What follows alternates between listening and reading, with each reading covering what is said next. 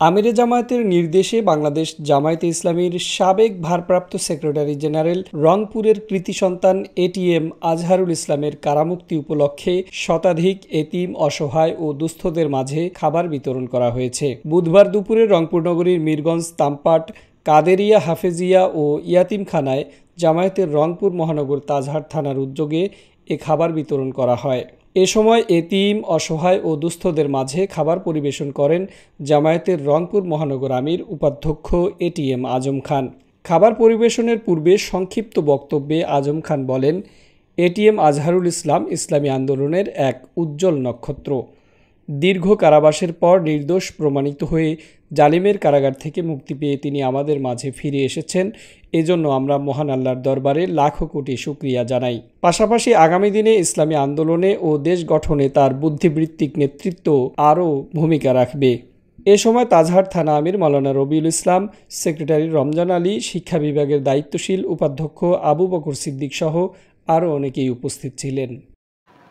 বাংলাদেশ জামায়াতে ইসলামীর মৃত্যুদণ্ডপ্রাপ্ত সাবেক ভারপ্রাপ্ত সেক্রেটারি জেনারেল, রংপুর জেলার বদরগঞ্জের কৃতি সন্তান, ঢাকা বিশ্ববিদ্যালয়ের প্রথম ছাত্র শিবিরের সভাপতি, আমাদের প্রিয় নেতা, আল্লাহ তাআলার অশেষ মেহেরবানিতে আইনি লড়াইয়ে উনি সম্পূর্ণভাবে নির্দোষ খালাস পেয়েছেন। আল্লাহ তাআলা শুকরিয়া আদার জন্য আমিরে জামাতের নির্দেশে সারা দেশব্যাপী এতিম, অসহায়, পথশিশু মানুষদেরকে তৃপ্তি সহকারে খাবার পরিবেশনের জন্য নির্দেশ দেওয়ার কারণেই আমাদের এই তাজহাট থানার এই মিরগঞ্জ এই এতিমখানায় সহ প্রত্যেকটা ওয়ার্ডে এক কর্মসূচি আমাদের পালন হচ্ছে।